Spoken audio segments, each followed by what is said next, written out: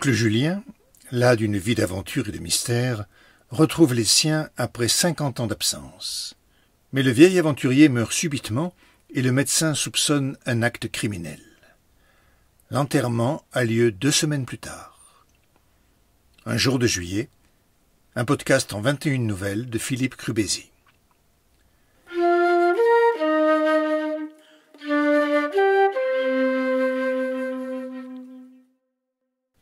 Aujourd'hui, verbalisé, dit-elle.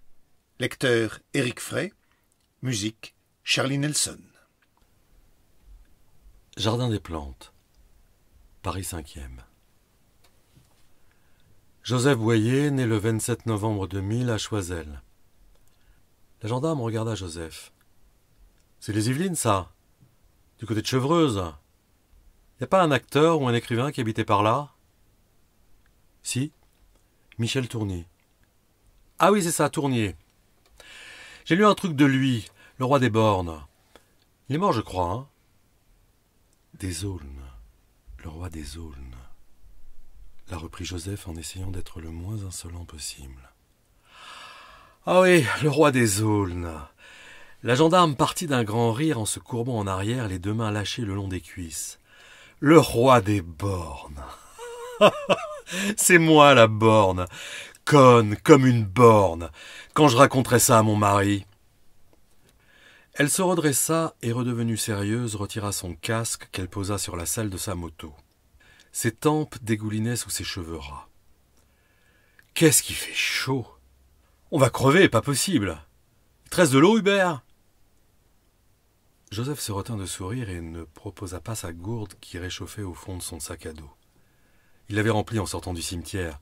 Il y avait près de 2 heures maintenant, et de fraîche, elle avait dû passer à bien tiède. Le dénommé Hubert fit un signe de tête négatif et à son tour retira son casque. Lui n'avait pas de cheveux du tout. Une boule de billard, brillante de sueur, vissée quasi directement sur les épaules. Joseph, qui avait une bonne âme, compatit. Lui aussi avait trop chaud, et depuis longtemps. 20 minutes à tourner à la recherche d'une place. Tous les parkings de roues autour du jardin des plantes étaient complets, blindés. On n'aurait pas pu y glisser une trottinette. Joseph avait fait 2 fois le circuit, quai Saint-Bernard, rue Cuvier, Geoffroy-Saint-Hilaire, Buffon, boulevard de l'Hôpital, en vain. Au début du 3e tour, pour aller plus vite et ne pas avoir à couper la circulation du boulevard devant la gare d'Austerlitz, il avait roulé sur le trottoir devant le jardin, en direction de la place Valhubert, pour rejoindre le quai. Joseph n'avait pas vu les 2 motards en train de garer leur machine sur le terre-plein. Fatale distraction. Sifflet impératif, immobilisation devant la grille du jardin. Présentation de la carte d'identité et des papiers du véhicule, s'il vous plaît.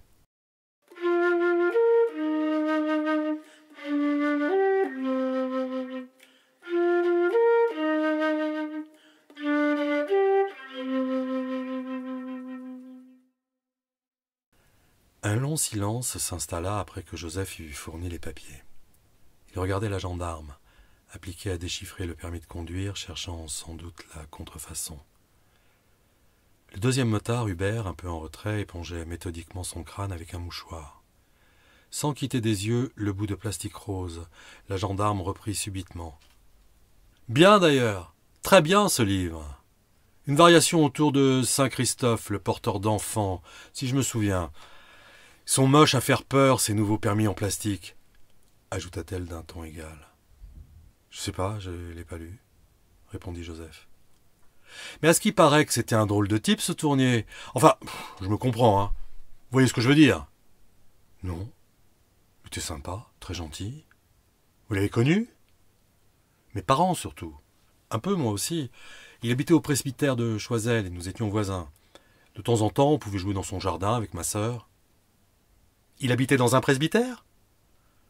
Vous savez que le presbytère n'a rien perdu de son charme, ni le jardin de son éclat? »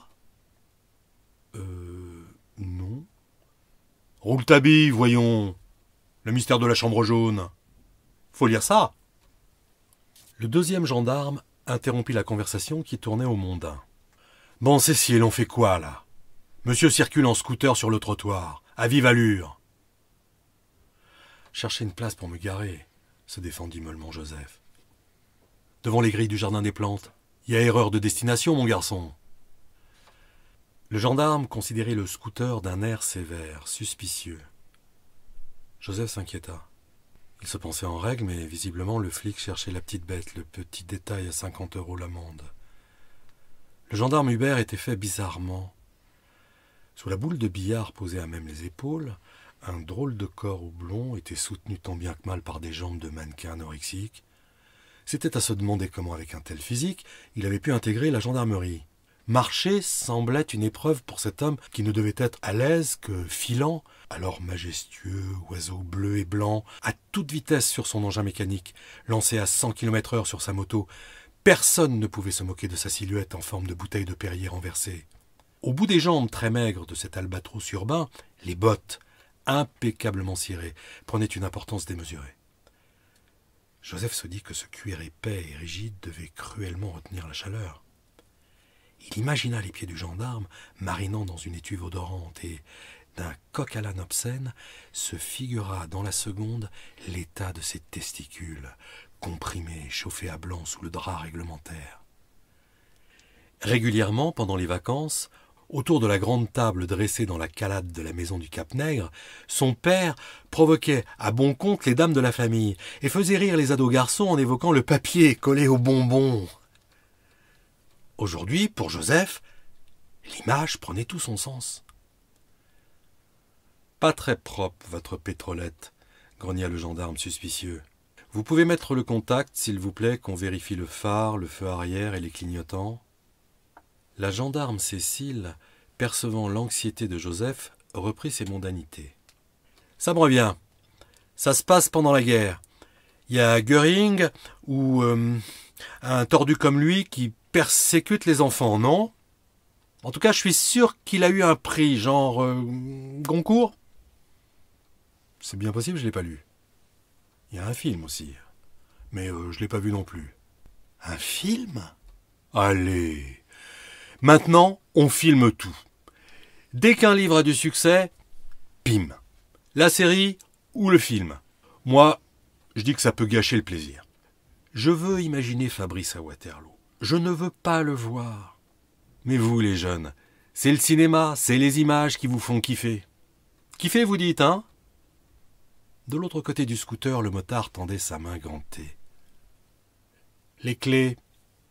Un début d'irritation dans la voix et des rivières de sueur mouillant son crâne. Visiblement, cet homme était dans un état de grande souffrance et entendait le faire payer à Joseph. Joseph venait juste de ranger les clés dans son sac à dos. Il le rouvrit en toute hâte, ne voulant pas aggraver son cas. La gendarme aperçut la gourde dans le sac et s'écria « Mais il a une gourde, le salopio! Vous voulez bien? J'ai trop soif. » C'est elle, maintenant, qui tendait la main vers Joseph. « Mais bien sûr, excusez-moi, j'aurais dû vous proposer.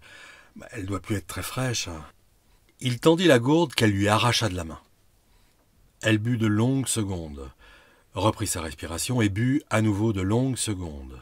Enfin, elle expira un long et sonore soupir de contentement. Elle est tiède, mais ça fait du bien. Vous permettez, vous voulez bien la passer à mon collègue? Il va mourir sur pied comme un tournesol. Tiens, Hubert, le jeune homme te passe sa gourde. Bois pas tout. Le précieux trésor passa de la main de Cécile à celle de Joseph, puis à celle d'Hubert, au bord du malaise. Joseph avait l'impression de vivre une aventure improbable, d'évoluer dans une vérité alternative. Le monde devenait fou. On mendiait 50 centilitres d'eau. Les flics ressemblaient à des bouteilles de Perrier. Les flics se prenaient pour Bernard Pivot. Les flics discutaient comme à l'apéro. Ces neurones dansaient le Charleston et les dinosaures de la galerie de l'évolution n'allaient pas tarder à rassembler leurs carcasses ajourées pour s'échapper par le premier train en partance vers le pôle. Dans la campagne, les tournesols tordus ressemblaient à des allumettes géantes, cramées. Vues à la télé, vues aussi en vrai. Hubert porta la gourde à ses lèvres, but une gorgée, mais tout de suite leva le bras au-dessus de sa tête et renversa tout le reste de l'eau sur son crâne. Il restait à peine un quart de la contenance de la gourde. La pauvre cascade se tarit bien vite.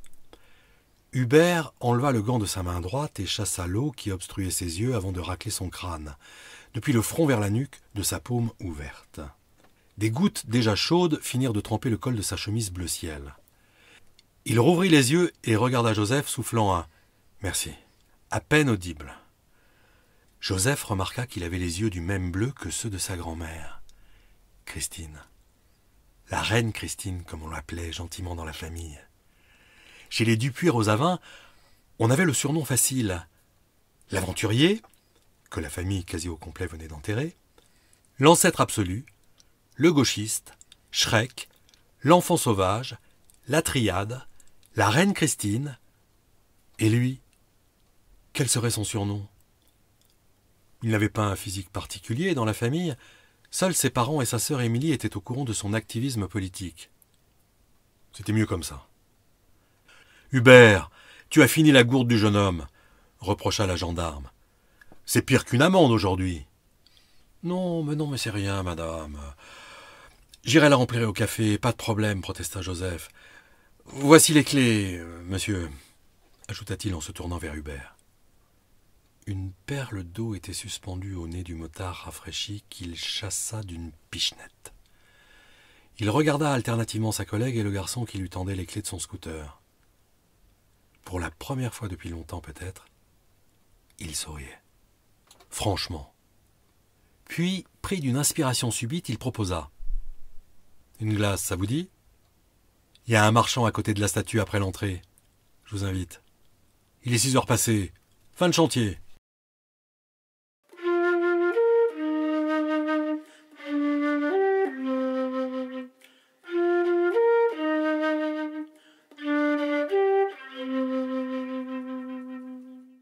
Quand Maryse Lecoing vit approcher de son triporteur l'improbable trio, un drôle de zig à tête d'ampoule bâti n'importe comment, la chemise trempée aux épaules, et une femme noire, croisement entre Grace Jones pour le port de tête et Beyoncé pour la démarche insolente, encadrant un jeune barbu tout blond et tout frisé, elle pensa que la fin de journée prenait une drôle de tournure. En un instant, elle passa mentalement en revue l'état de ses comptes, sa déclaration d'impôt et sa carte d'activité artisanale ambulante. Les frigos et les outils étaient propres. La marchandise de première fraîcheur. A priori, tout allait bien. Autant les motards semblaient à l'aise et décontractés, autant le jeune avait l'air inquiet. C'était peut-être un drogué qu'ils allaient menater à son étal le temps qu'arrive leur collègue de la BAC. Maryse ne savait pas pour qui elle devait s'inquiéter.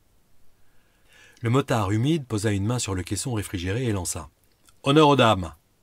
Qu'est-ce qui vous ferait plaisir, adjudant-chef ?»« Chocolat pistache, chef, » répondit Cécile, tout sourire. « Et vous, jeune homme ?»« Appelle-le Joseph, Hubert. Fin de chantier, voyons. On peut vous appeler Joseph, jeune homme ?» demanda Cécile à Joseph, et son œil jouissait de son air abasourdi. Bien sûr, bien sûr. Vanille fraise, s'il vous plaît. » La vendeuse, elle aussi, les regardait sans comprendre, et la mâchoire lui tombait sur la poitrine. En 30 ans de glace, jamais vu ça. « Et vous, chef ?» reprit Cécile. « Fraise, adjudant-chef. » Au moment de payer les glaces, généreusement servies par Maryse, Hubert tourna vivement la tête en direction de la ménagerie et proposa. « Et si on allait voir Nénette ?» « Bonne idée, approuva l'adjudant-chef Cécile. « Joseph, vous ne connaissez pas Rouletabille, mais vous connaissez Nénette ? La mamie orang-outan ? Bien sûr.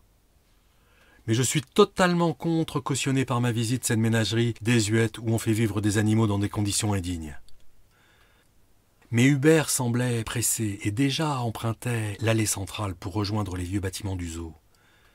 L'adjudant-chef entraîna gentiment mais fermement Joseph par le coude.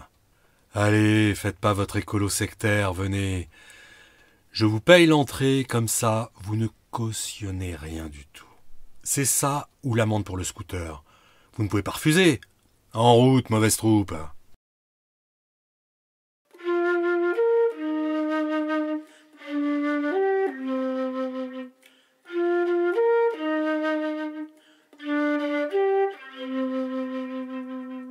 Papa, maman gendarme et leur grand garçon. L'étrangeté de la situation pesait à Joseph. Touristes et habitués de la ménagerie ne pouvaient s'empêcher de les regarder déambuler parmi les pavillons, savourant leur glace, puis devisant tranquillement devant Nénette, affalée sur son gros bidon bleu, mâchouillant désespérément ses brins de paille. Certains les prenaient en photo sans se cacher, comme ils auraient photographié des vedettes de cinéma en goguette. Cécile et Hubert faisaient semblant de ne pas s'en apercevoir, mais Joseph, qui en concevait une terrible honte politique, baissait la tête et regardait ses pieds. Tout en écoutant poliment Cécile lui relater ses souvenirs de lecture, maintenant elle lui racontait les neiges du Kilimandjaro. Il réfléchissait au moyen de mettre fin à ce compagnonnage encombrant. Quitte à se prendre une amende que de toute façon il ne payerait pas. Écolo sectaire. Ah, si elle savait. Il était venu au Jardin des Plantes pour retrouver Fabienne et Colin, avec qui il avait lié une amitié solidaire durant les événements de Notre-Dame-des-Landes, en avril 2018. Les 3 anciens zadistes projetaient une action coup de poing aux abords de l'Élysée pour protester contre l'inertie gouvernementale face au dérèglement climatique.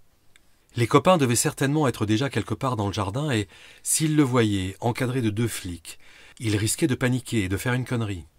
Le couple était un peu soupelé depuis que Colin avait perdu 2 doigts à la main droite pendant les affrontements autour de la chèvrerie, et la vue d'un uniforme les enflammait toujours très vite. Ils allaient penser que les flics avaient arrêté leurs potes et ameuteraient le peuple, voire fonceraient dans le tas, ou à l'inverse, s'imagineraient que Joseph pactisait avec la maison Poulaga en le voyant partager des glaces avec 2 gendarmes et s'extasier devant la captivité de la vieille nénette. Traître à la cause. Adieu, tu peux sécher sur place. Joseph devait trouver une issue avant la catastrophe annoncée, mais comment éloigner ses chaperons? Il n'avait pas d'œil sur lui et ce n'étaient pas des vampires. Alors, entonner à tue-tête l'Internationale? Les flics communistes, ça existait. Vomir sa glace sur les bottes d'Hubert? Ils appelleraient le SAMU. Dire à Cécile qu'elle le gonflait grave avec son amour des livres, que la culture c'était comme la confiture, et qu'il n'était pas venu ici pour s'extasier devant une vieille orang-outan arthritique. Elle risquait d'y voir une stigmatisation raciale. Il ne pouvait pas non plus attaquer Hubert sur son physique, ni fait ni à faire. C'était contre son éthique. Joseph avait de la morale, et ne transigeait pas avec.